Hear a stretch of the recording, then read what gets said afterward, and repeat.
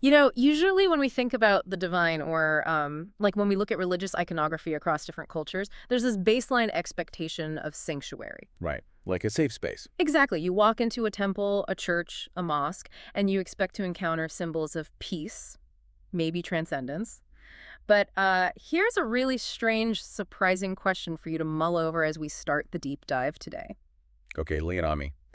Why do some gods carry heavy lethal weapons, like literally tridents and bows, while other deities, often worshipped by people living in the exact same geographical region, carry agricultural Oh, tools? right. Like handfuls of turmeric or neem leaves. Yes. Uh, Or they're depicted surrounded by livestock. And maybe even more bizarrely, and this is the one that really got me, what does the menu in the afterlife, like what you supposedly get to eat in heaven, have to do with modern social equality today? it sounds like, the setup for a surreal thought experiment. But it's actually one of the most profound entry points into understanding how entire civilizations are constructed from the ground up. I mean, it is the absolute definition of diagnostic muddy waters when you start looking at the rigid intersection of theology, sociology, and statecraft. Yeah, it really forces you to look past the incense and the chants and examine the actual structural mechanics of belief. Exactly. And that is exactly our mission today. Welcome to the Deep Dive.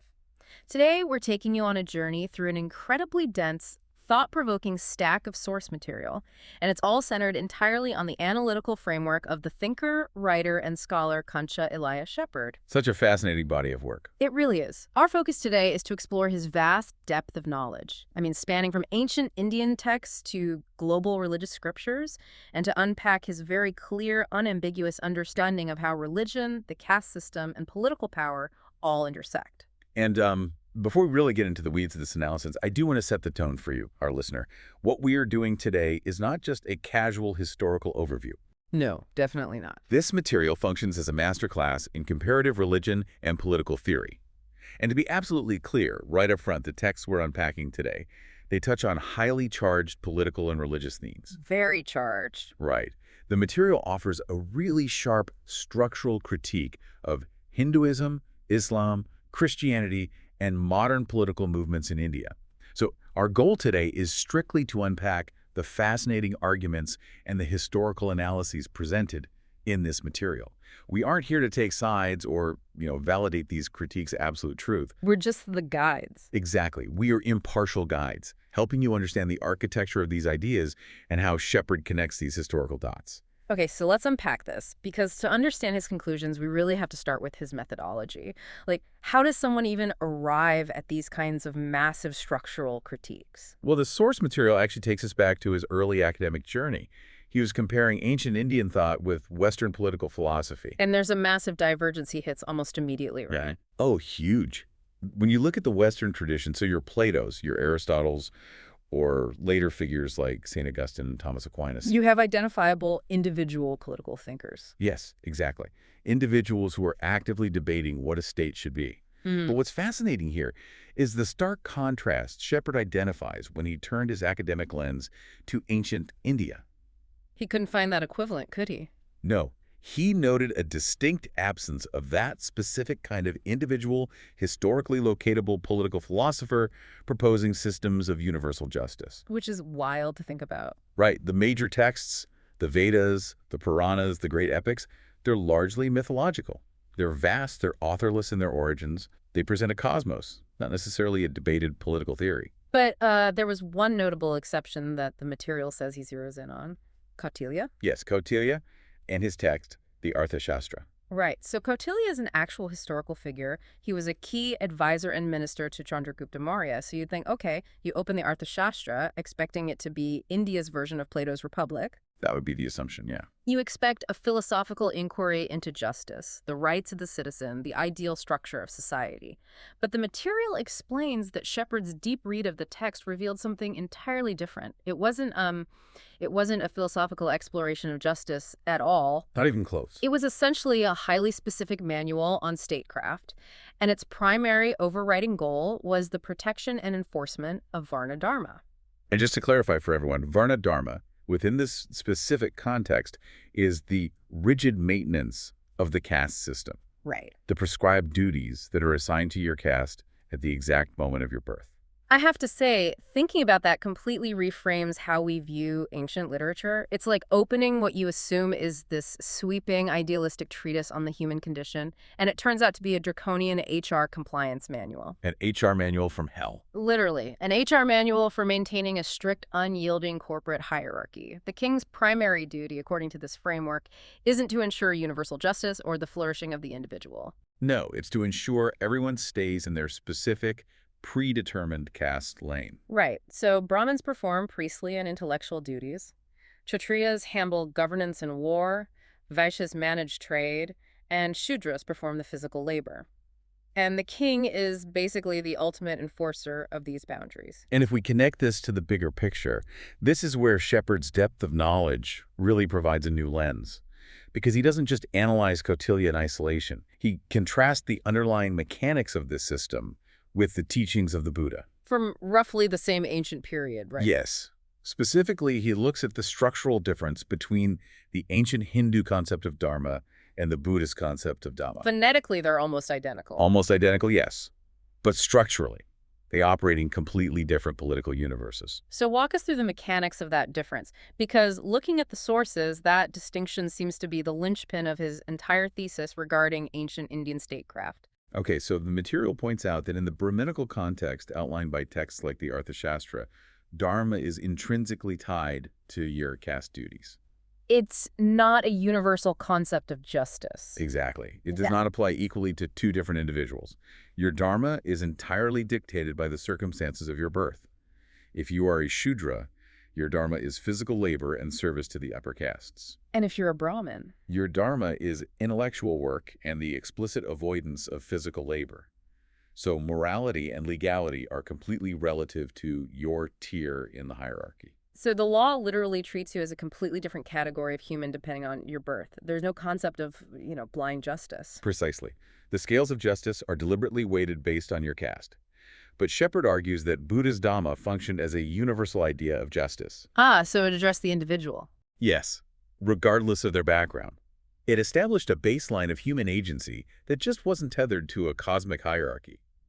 And the sources emphasize that Buddhism even went as far as outlining protections for private property based on physical labor. Wait, really? Based on labor? Yes. If you cleared a piece of land and worked it with your own hands, you had a fundamental right to it. Which completely flips the script. Because under a strict Varna Dharma system, the person doing the physical labor of the Shudra is the one with the least claim to property or rights. Exactly. While the system actively rewards the people explicitly forbidden from laboring. It's complete inversion.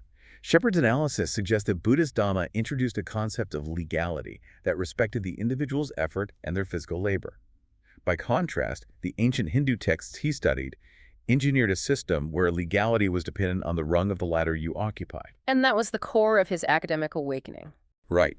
He concluded that he was basically looking at the blueprint of a theocratic state designed fundamentally around inequality, where the state's apparatus was utilized specifically to suppress the laboring majority. Wow. Okay, so this administrative control over the physical body and its labor, it naturally leads to the question of where that hierarchy even originated spiritually. You mean the narrative justification? Yeah, exactly. Because you can't just enforce an oppressive HR manual on millions of people through sheer military force forever. No, the logistics of that are impossible. You need a narrative. You need them to genuinely believe the hierarchy is a law of nature.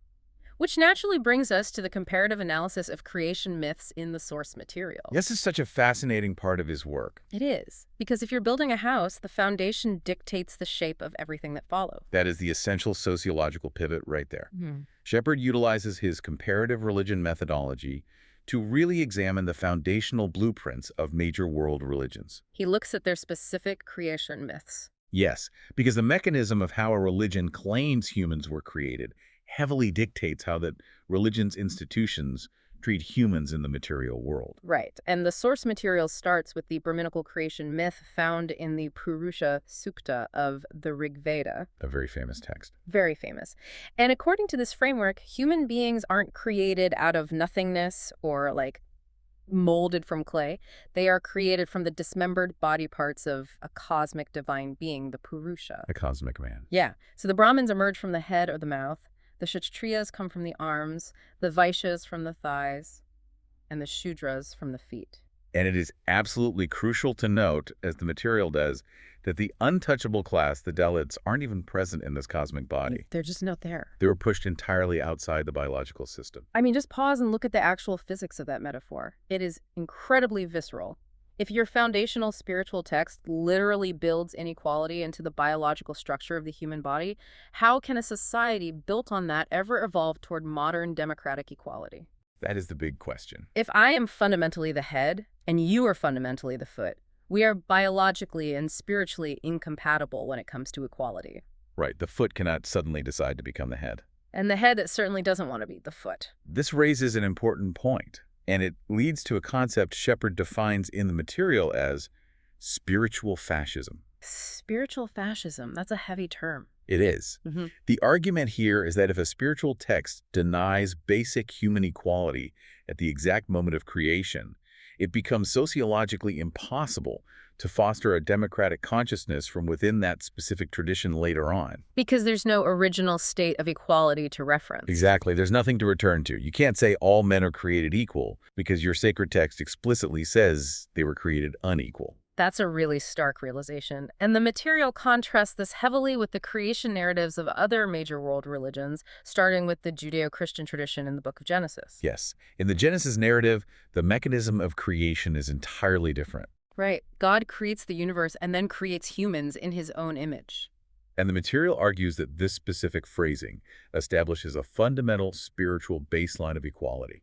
If everyone is created in the divine image, everyone possesses a baseline spiritual value. But I want to push back on that a bit, or rather explore how the source material navigates the obvious historical contradictions there. Sure. Because we know historical Christianity was rife with extreme inequality. Divine right of kings, the Crusades, deep-seated patriarchy. Having a text that says, created in his image, didn't exactly magically create a democratic utopia in medieval Europe. No, of course not. And Shepherd acknowledges that discrepancy. Okay, good. The material points out that while the textual foundation of spiritual equality was present, the practical application was deeply flawed in history. Especially regarding patriarchy and the subjugation of women. Absolutely. However, his point is really about the architectural foundation. In the Christian framework, reformers could eventually point back to the foundational text and say, look, it says right here, we all created in his image. Therefore, this current inequality is a corruption of the original design. Ah, I see. But in the Purusha Sukta framework, reformers cannot do that because the original design itself is unequal. That makes a lot of sense. The text either gives you the vocabulary for revolution or it denies it to you entirely. Exactly. Which brings us to his analysis of Islam and the Quran. Right. According to the material, Shepherd notes that Islam established an incredibly strong practical sense of equality among all men. Which was a powerful unifier force. Extremely powerful. It allowed the religion to expand rapidly across the globe. However, he also points out that the texts explicitly enforce a strict patriarchal control. Establishing that women are not equal to men in various legal and social contexts. Right. So again, it is a system that achieves a high degree of internal equality among its primary actors. Men, but places a hard structural limit on universal gendered equality. And then the sources loop back to Buddhism, heaping significant praise on it, not just for conceptualizing equality, but for the actual logistical mechanisms it used to try and implement it in ancient society. What's fascinating here is the historical evidence Shepherd draws upon. He examines how the Buddha respected and mirrored the democratic structures of the ancient tribal republics of the time. Yeah.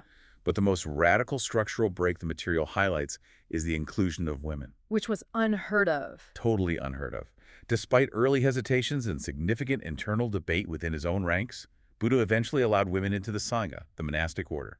Given the context of the Vedic traditions where women were entirely excluded from reading sacred texts or performing independent spiritual rituals, that is a massive paradigm shift. It was a structural revolution. The material notes that women were allowed to become bhikkhunis, actually taking on leadership roles. Which is amazing for that time period. Now, the analysis remains objective, right? It notes that this wasn't perfect modern egalitarianism. A senior female monk was still structurally expected to show deference to a junior male monk. Right. It wasn't a modern 21st century democracy. Exactly. But the very existence of an independent spiritual path for women, separate from their roles as wives or mothers in a caste system, fundamentally challenge the Brahminical order. Okay, so we have this picture painted by the sources. A societal structure in ancient India that is heavily stratified, fundamentally unequal from the very moment of creation, heavily policed by statecraft manuals, with rigid, impermeable boundaries between the castes. That's the baseline, yes. This brings up a glaring, massive historical paradox. And what's that?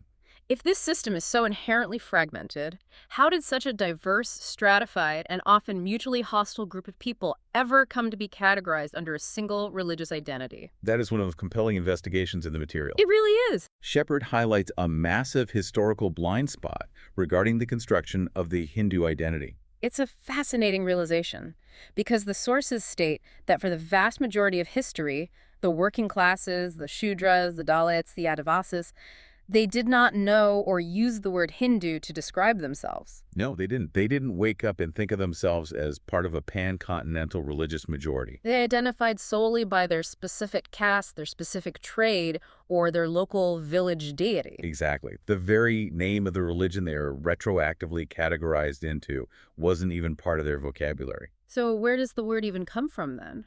Well, if we trace the etymology provided in the sources, the word Hindu originated as a geographical marker. Just a place on a map. Right. Al-Biruni, the Persian scholar writing in the 10th century, used the term al-Hind purely to describe the landmass and the people living beyond the Indus River. So it was an outsider's term for a territory, not an insider's term for a unified theology. Precise. So how do we get from a geographical label used by Persian scholars to a modern unified religious identity? The material argues that the term wasn't specifically applied to the Brahminical Vedic system, which, by the way, had previously been referred to by internal terms like Sanatana Dharma until the 19th century. The 19th century, that's incredibly recent. Very recent, with figures like Raja Ram Mohan Roy. And it wasn't heavily solidified as a mass political identity until the freedom struggle against the British. And this is where Gandhi enters the framework, right? Yes. The sources point out that Gandhi recognized the logistical necessity of a unifying banner. You need a unified front to fight an empire. Exactly. He brilliantly utilized this newly coalescing Hindu identity to unify the massive, disparate Indian population against the British colonial power. But there's a critique there too. A major critique. Shepherd's argument is that Gandhi achieved this political unification while still maintaining the core underlying Brahminical social order. He brought everyone under one tent in name, but left the strict seating chart of the caste system largely intact. That's a perfect way to put it. And the text argues that even today, this unifying identity is largely a political construct. It is held together not by a deeply shared internal theology, because the castes still have wildly different practices and deities, right? Completely different. But primarily by positioning Muslims and Christians as the external other. It's an identity defined more by its boundaries than its center. And there is a very practical, logistical mechanism that maintained this historical fragmentation for millennia, which Shepherd identifies. Oh, the language barrier. Yes, the mechanism of language. I found this to be one of the most illuminating details in the entire source material. It's essentially the ultimate historical paywall. A literal paywall, yeah. The sources point out that Sanskrit, the language of the Vedas, the language of the gods, the language of philosophical debate, was strictly, legally restricted to a tiny elite. The Brahmin man. Just them. Shudras were explicitly forbidden from learning it, reading it, or even hearing it recited. If they heard it, there were severe punishments prescribed in the ancient texts. Right. And as the political landscape shifted over the centuries, the administrative language shifted with it, but the masses remained locked out. Always locked out. Like, when the Muslim rulers established empires, the language of administration and power became Persian. Right, which was accessible to the elites, Brahmins, Kayasas, and Kikshtriyas, who learned it to work in the administration. But it was not taught to the laboring masses. And then later, under the British Empire, the language of power became English. Again, adopted by the elite, inaccessible to the masses. So think about the mechanics of this. How can you possibly have a unified national religion if the vast majority of the people aren't even allowed to hear, read, or speak the sacred language? You can't. If they are barred from participating in the theological debate entirely, it's like claiming everyone in Europe during the Middle Ages was part of a perfectly unified, harmonious community just because a few monks could read Latin while the peasants spoke local dialects. And even in that medieval European scenario, the peasants still went to the same church building. Exactly. They physically shared the space. But in the strict caste system, the laboring castes couldn't even enter the same temples as the elites. That is precisely the core of Shepherd's argument.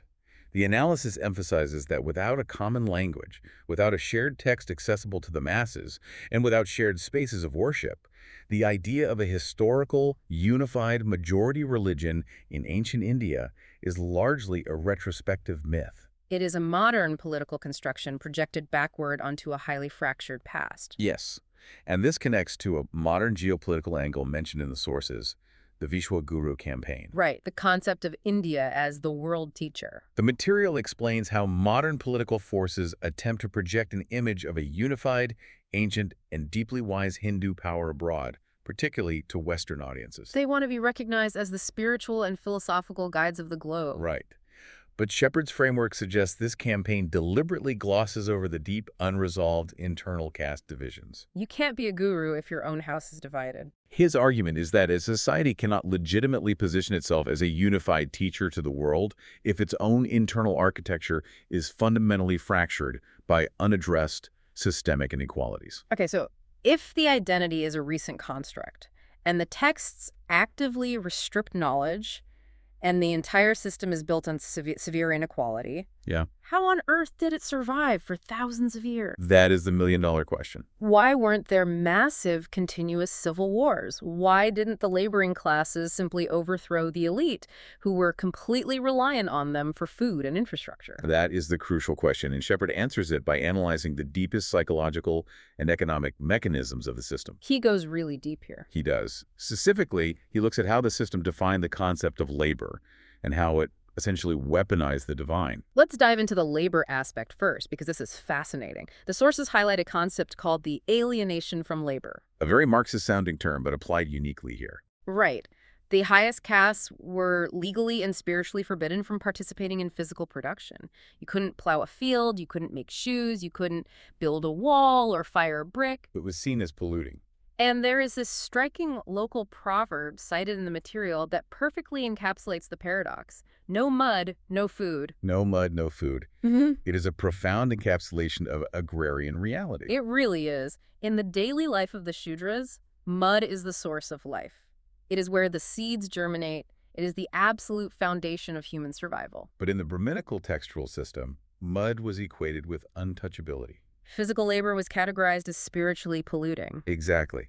So the spiritual elites systematically alienated themselves from the very acts required to keep human beings alive. And what's wild is how this alienation bleeds directly into how these different groups envisioned their gods. The iconography tells the whole story. It does. The source material compares the gods worshipped by the laboring castes with the gods worshipped by the elite, and it is a night and day difference in iconography. Let's look at the Shudra village deities. Gods like Pachama, Maisama, or Barappa, what are these gods holding? They hold agricultural tools? Yes.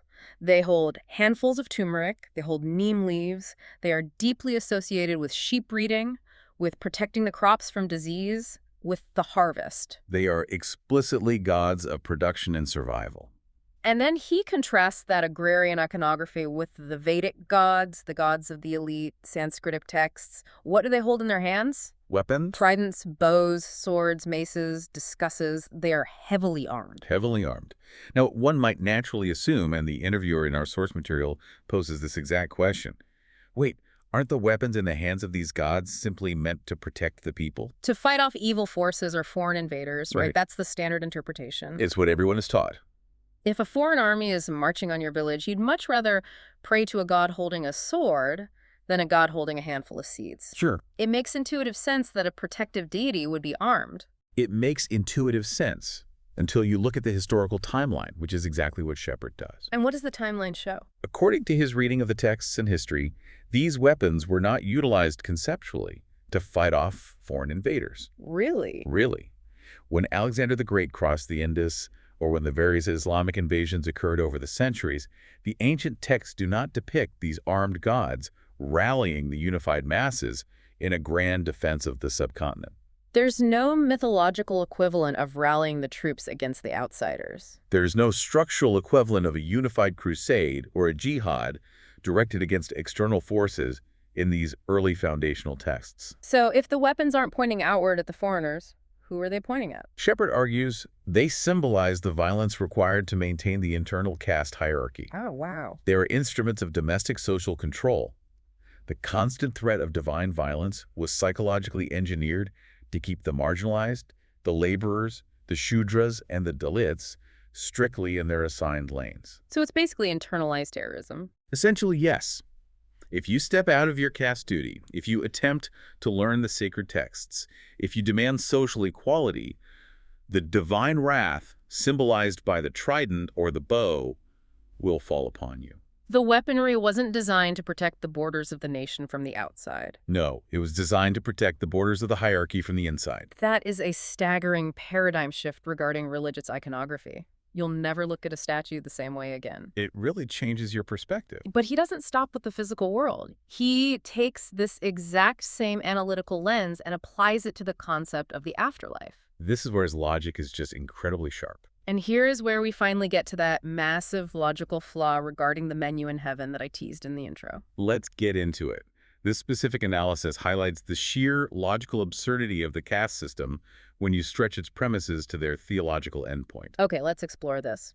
Almost every major world religion utilizes the concept of an afterlife, a heaven, as the ultimate unifying reward. Right, it's the carrot at the end of the stick. The promise is generally, if you follow the rules of the faith, we will all be reunited in paradise. But the material points out that the Brahminical concept of heaven is described with extreme caste-specific detail. The details are crucial here. It is described as an environment where you consume pure vegetarian foods. Curd rice, pulihora, which is tamarind rice payasam. Very specific culinary traditions. It is constructed as a serene, pure, non-violent environment perfectly tailored to the earthly lifestyle of the elite priestly caste. And Shepherd asks a devastatingly simple, logical question based on that. How can a Shudra or a Dalit possibly go to that heaven? It's a brilliant question. Right. Imagine a Shudra farmer whose entire life and culture revolves around agrarian reality, a culture that eats meat, that sacrifices animals to their village deities to ensure a good harvest, a culture that drinks toddy. Very grounded, very earthy practices. If that farmer arrives in this Brahminical heaven, he is going to be completely alienated. He'd hate it. There is no meat, there is no toddy, there are no agrarian deities. It wouldn't feel like paradise. It would feel like a sterile waiting room. And conversely, if a Brahmin priest arrives in an afterlife that caters to the Shudra lifestyle, Oh, imagine. filled with animal sacrifices, meat eating, and physical labor, the Brahmin is going to believe he has been sent to hell. It completely breaks down. It's a brilliant deconstruction of the theology.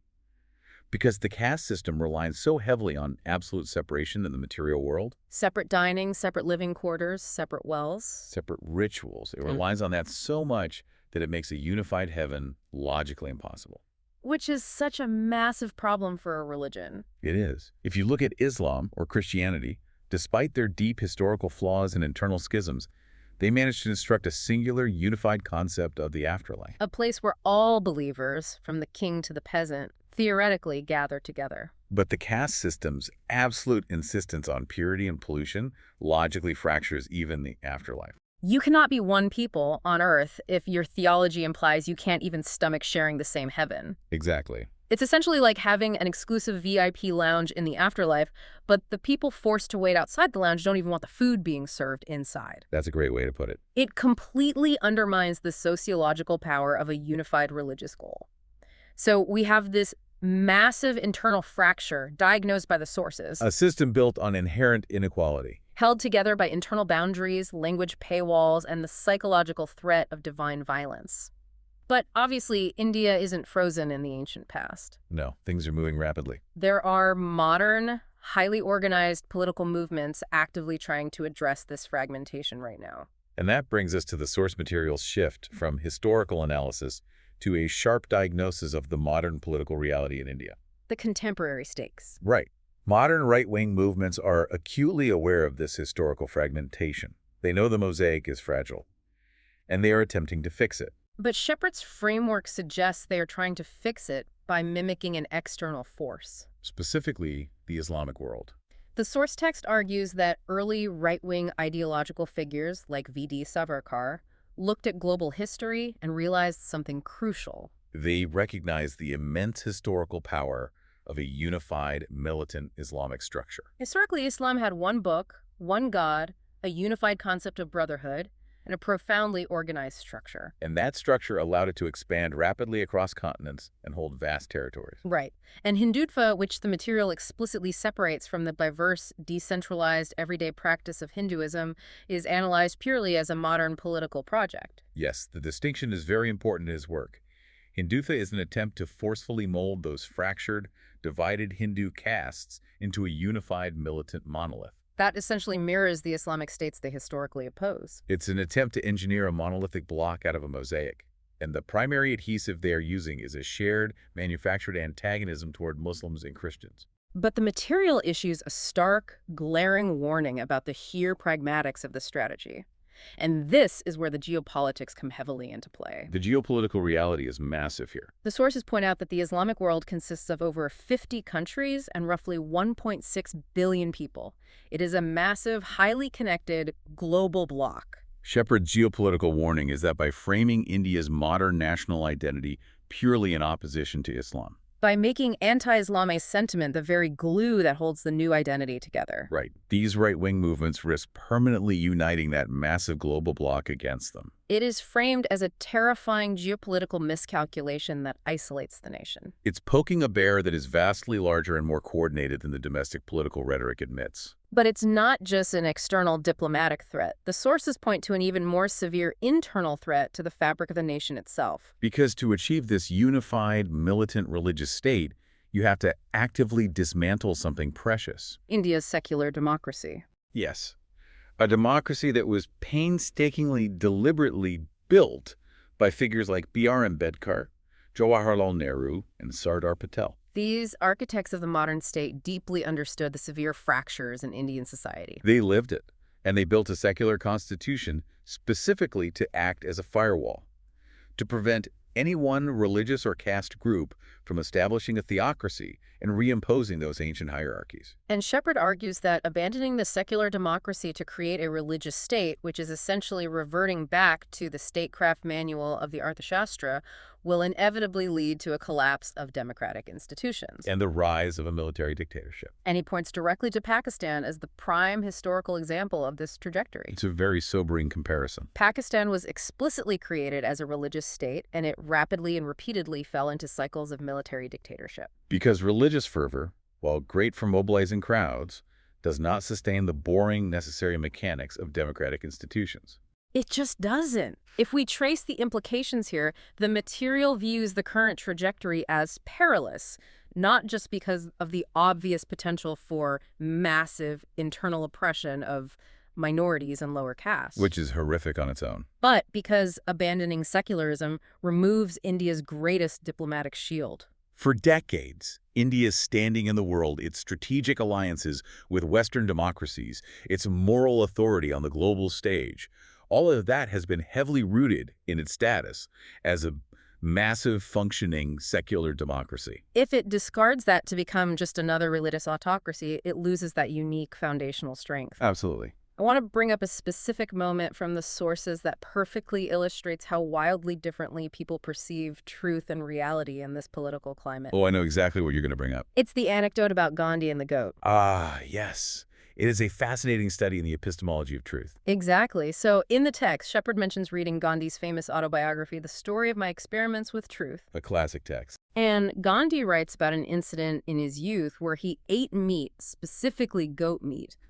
And he felt such overwhelming guilt about violating his vegetarian principles that he hallucinated that the goat was literally crying out from inside his stomach. It's a very famous passage. Very famous. Oh. Now, Shepherd, coming from a meat-eating, pastoral Shudra background where raising and consuming livestock is a daily reality, pushes back on this deeply. He finds it absurd. He does. He says, I have eaten many goats. Not a single one has ever cried in my stomach. Which is just a brilliant grounding statement. For Shepherd, the physical, biological truth is that the meat simply digests. It becomes his blood, it becomes his brain, it provides the calories for his physical labor. It's a profound clash of epistemologies. Completely different ways of knowing the world. Gandhi's truth in that moment was an entirely internalized, spiritualized guilt born of his specific caste background and his philosophical commitment to absolute nonviolence. It was a psychological reality. Right.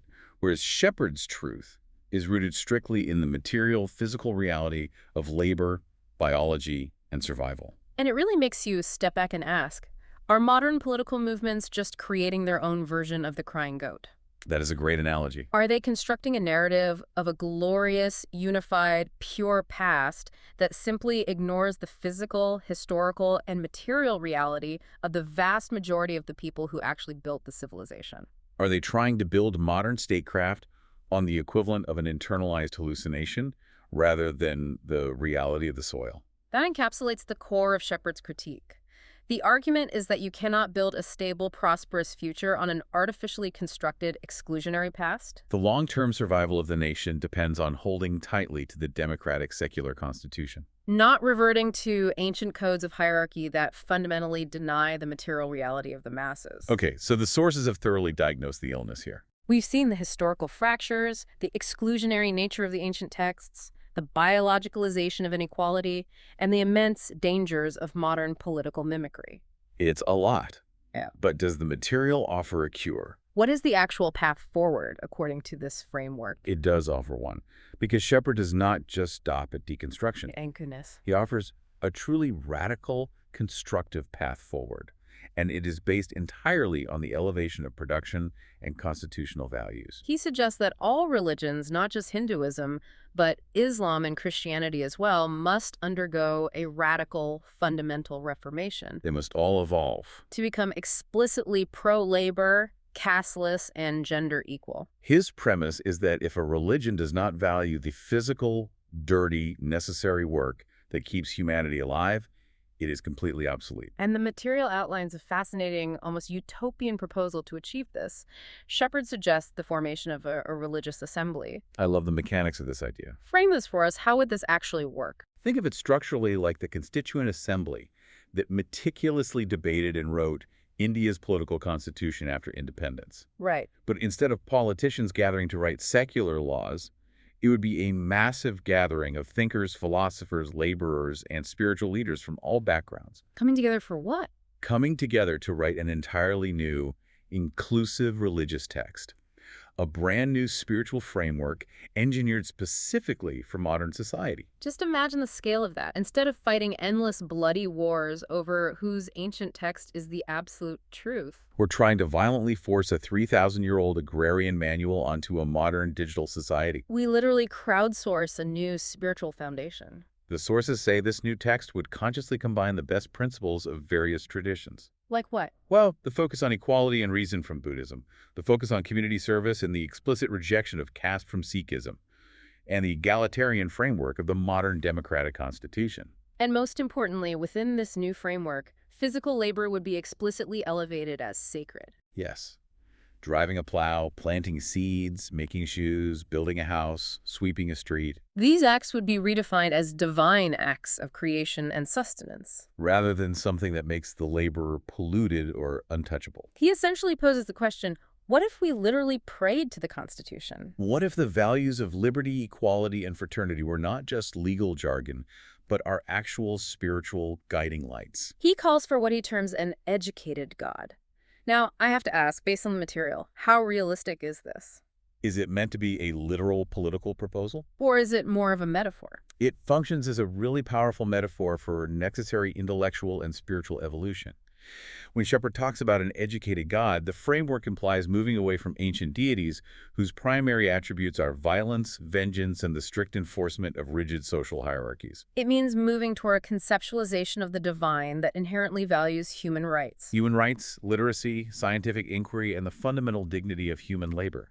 It's a philosophical call to elevate our concept of the divine so that it actually matches the highest ideals of our modern democratic aspirations. Rather than dragging our modern aspirations down to match ancient tribal codes.